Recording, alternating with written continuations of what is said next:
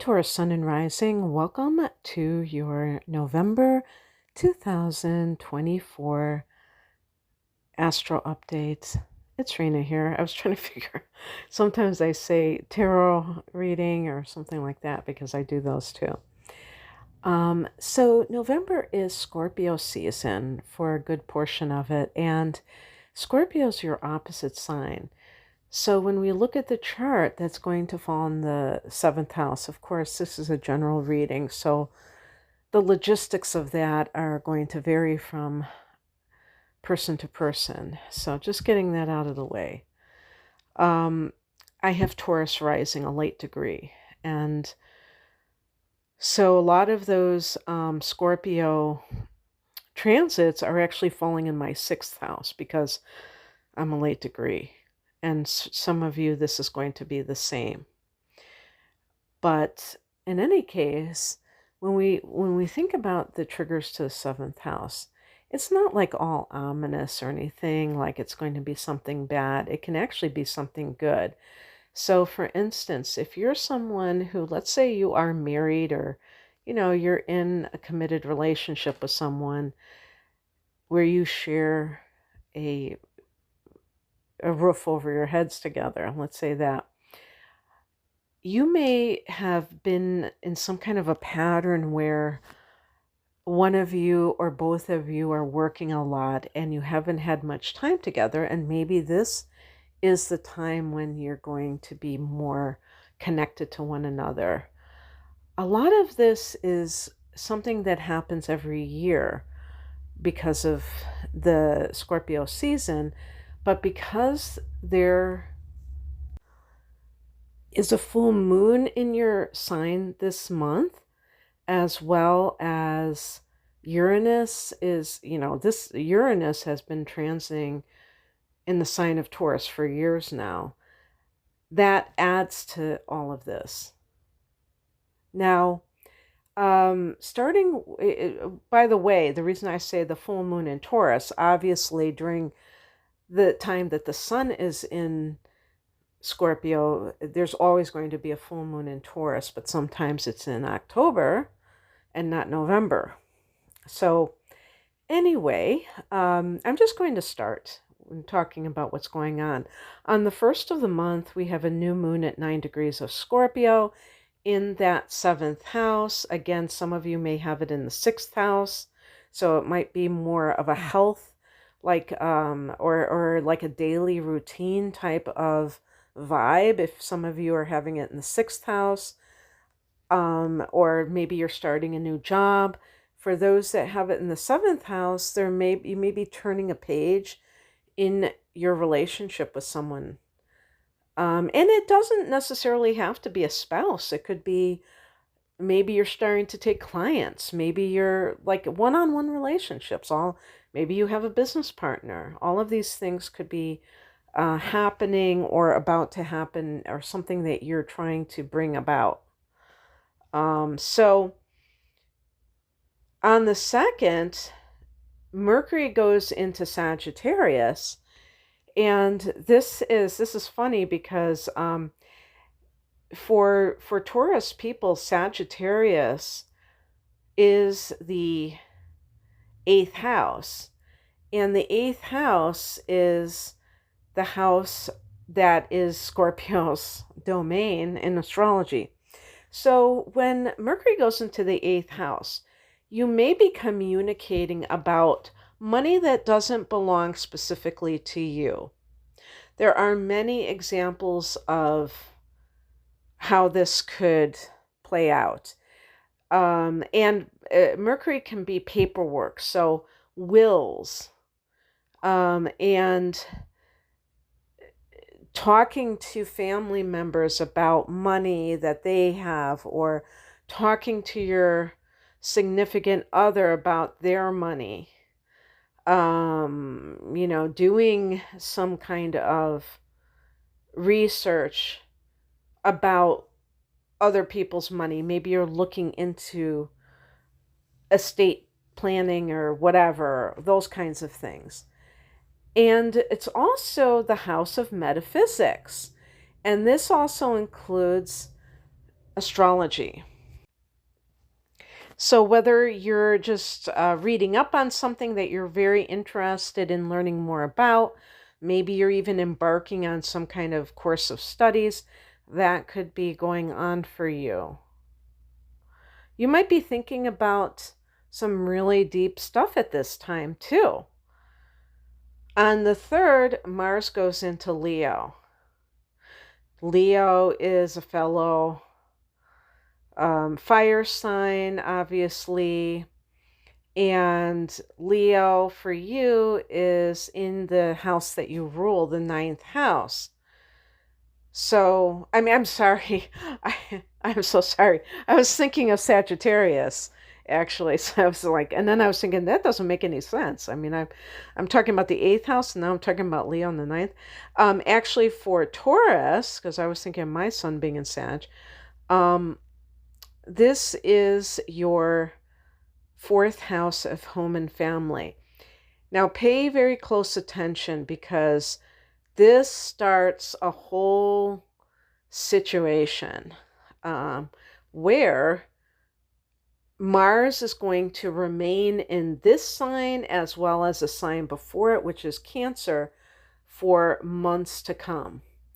And Mars goes retro. This is because Mars goes retrograde on December 6th at 6 degrees of Leo. So from now on the 3rd of November until December 6th, you're going to have Mars in this domestic area of life. What could be going on? Well, I just mentioned Mercury in the 8th house, okay? Talking about other people's money. Now, this could be family members. The 4th house can be your mom. Some people say it's your father, Doesn't resonate with me because the 4th house is home and family, and that's associated with the feminine energy, the maternal urges. So, and Cancer is the sign of the mother, and it rules the 4th house in astrology. Whatever. You could be clashing with your mom. You could be clashing with your father. We'll say family of origin. And then when it goes into your 3rd house, when it retrogrades, that could be something with a sibling. But because it will be retrograde when it, re-enters the 3rd house, you could be biting your tongue. You could be like, I can't be angry right now. I can't. You might be very frustrated when Mars is retrograding in your 3rd house and retrograding in your 4th house, because you may feel like you cannot say what you want to say, that you can't show that you're angry. And that, for whatever reason. So now that Mars is in this house and it is direct, it isn't a shadow period, I will say that. So there could be some themes that are connected with things slowing down in this area of life. But you may find in the 4th house that you want to renovate your home. You may be very busy with some kind of project in your home. Maybe it's just like a massive, what do you call it? Like cleaning, or there's another word, not just organizing, but kind of paring down or something like that related to your home. And it may feel like, usually we think of the home as being like this refuge, but there may be this very like warrior-like energy here for some reason. Now, yes, it could involve conflict, but it could involve you simply exerting more energy into this area of life. Maybe you've been kind of slacking off, or like neglecting this area, and now you're like feeling this very strong desire to organize and do what you need to do. I think it would be a really great time for that. Even when Mars is retrograding, I think it would be great because it could help you to, yeah, even if you, because Mars retrograde, a person can feel like they don't really have the energy to do something. So if you have any need to do something with the home, it probably would be great to at least start this for the next month until Mars goes retrograde and then fine tune what you've already done. Mars will go direct on February 23rd, I believe, of next year. On the 11th, Venus goes into Capricorn on 11/11. Huh? And so this is the ninth house for um, Taurus people, and it's a fellow earth sign, so it trines your sun or ascendant. And the ninth house is the house of higher education. It's the God house, and it's the house of long distance travel. It's all things expansive. And, so it's the house of Sagittarius.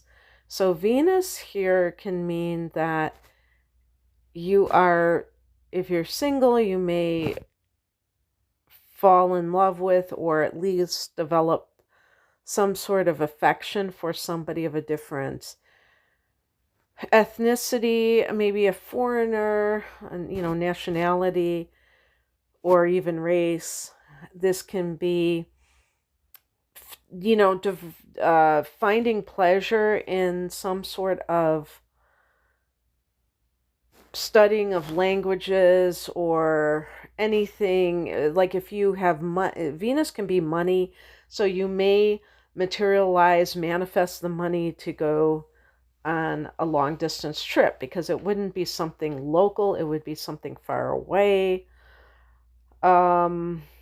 It could be money that you receive from publishing. Ninth house can be publishing. On the 15th, it's an important day. We have two important transits. One of them is the full moon in your sign at 24 degrees of Taurus. And that is, the full moon is when the sun opposes the moon. So the sun will be at 24 Scorpio in that seventh house of committed partnership. So there could be, I think when the full moon is in your sign in the first house, it's like self-realization regarding relationship issues. What are you doing? What are you not doing? Maybe there are things that you should be doing in a relationship to make sure that the relationship thrives, and you realize that. Maybe there's things you should not be doing. Maybe there's something about yourself that is affecting your relationship that you need to stop. So yeah, that's why I said things you shouldn't be doing. Because full moons can be a time of letting go of things that don't serve us. They can be a time of things coming to fruition. So, or just to your awareness, to your conscious awareness. So for instance, if you realize that you are way too conciliatory, maybe kind of like what I would call maybe like people pleasing in relationships, instead of, I don't want to say demanding that somebody do this or that, but having that sense that you have the right to have your needs met or acknowledged. So the focus is on you, kind of the spotlight is on you. And this can come in the form of a spiritual download that kind of makes you have an aha moment. Oh yeah, that's why I am this way. Also, full moons can bring secrets and drama out, and because there's this opposition between these two areas of life. It could be with relationships. And on the very same day, Saturn goes direct at 12 degrees of Pisces in the house of the 11th house of hopes and wishes, gains, and other kinds of, let's see what else, hopes and wishes, gains, friendships, and groups. Saturn has been in this sector now for about a year and a half, and it has another year to go. You know, it does retrograde. It goes into Aries. It's going to go into Aries, and it's going to go back into Saturn in 2025. So, you know, it kind of goes back and forth, but it has a less than a 3-year transit. And in the 11th house, this is the place for your dreams to become crystallized or brought into the material realm rather than staying up in like your mind. They can be brought down to earth, and that can be great for manifestation. You know, actually having your dreams come into reality. When Saturn has been retrograde, you may have felt like you've been off course with some of your dreams. You may have felt like, you know, the things, because, you know, you always have this 11th house. And you know, it's like, it didn't go anywhere until Saturn came into it. But the thing is that Taurus people, and this, you know, because I have Pisces in my 11th house too, being Taurus rising, this area has seen a transit of Neptune here for many years. I think since 2011-ish. So Neptune is very idealistic, and it's possible that in the last, you know, 12 or 13 years that you have really kind of gone hog wild when it comes to like having all these dreams for your life, maybe these long range goals. But it's very possible that you haven't found a way to make them actually happen. It's like kind of a pipe dream. And this is because Neptune isn't necessarily very grounded. It's very imaginative. It's very like tuned into the higher frequencies, but it's not necessarily grounded. Therefore, it's hard for things to necessarily manifest when things are not grounded. So this could mean that you have been longing for certain things, maybe for quite a long time. And with Saturn here, there's a good opportunity for you to harness that practical, disciplined quality of Saturn and ground that energy. And what that means is that you have a plan. You have, you know, goals that are, you know, I was going to say logical, but I mean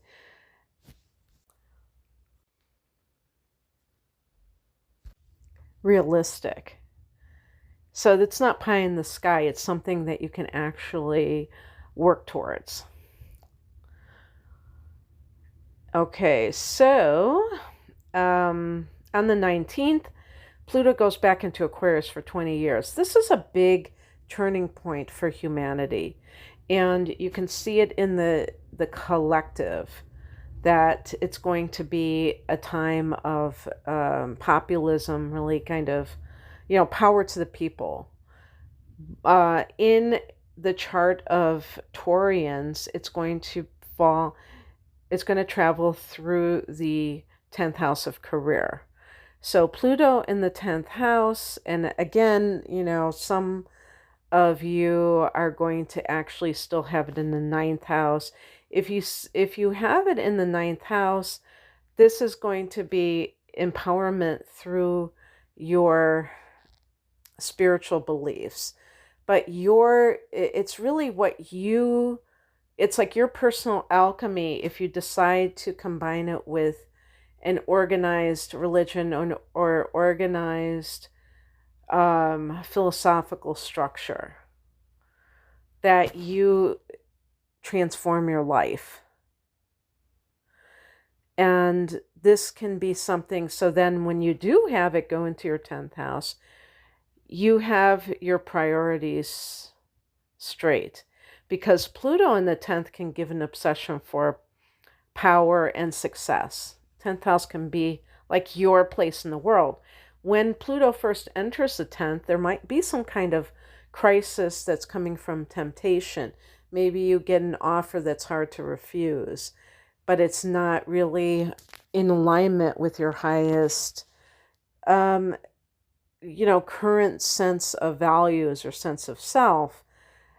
And it doesn't even have to be something that is illicit. It could be something that you don't feel is actually good for other people. But it might make a lot of money, but it's not necessarily good for people. And so you might be tempted to do something that Pluto in the 10th can be a fall from grace, but that won't happen if you are on top of your game from an ethical standpoint, and that you don't allow the lower nature of Pluto to kind of run the show. This can be a time of great leadership abilities or just being empowered career-wise in general. I think it can even bring wealth to a person through their career at some point too. Pluto can be money and wealth. And so this is going to be moving forward now that Pluto is in this sign and isn't going to be bouncing back and forth like that.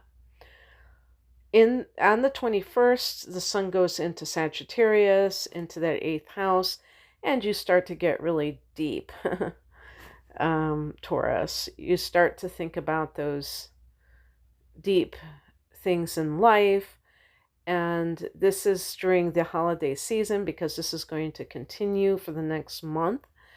And so, this is a time, in general, when we have holiday season, where it is more lighthearted. So, just keep in mind that you can be profound and deep, and you can still have fun. You don't have to get weighed down by that kind of Plutonian morass that can occur. On the 25th, Mercury goes retrograde at 22 degrees of Sagittarius in this 8th house, so there might be some kind of issue involving a will or something that has to be redone. And it can be something that, in the next few weeks that you have to take care of. But Mercury is a very fast-moving planet, and you will get this resolved sooner rather than later. All right, that's what I have for you, Taurus. I hope that this resonated. If you would like a private reading, the link is below. Take care. Bye.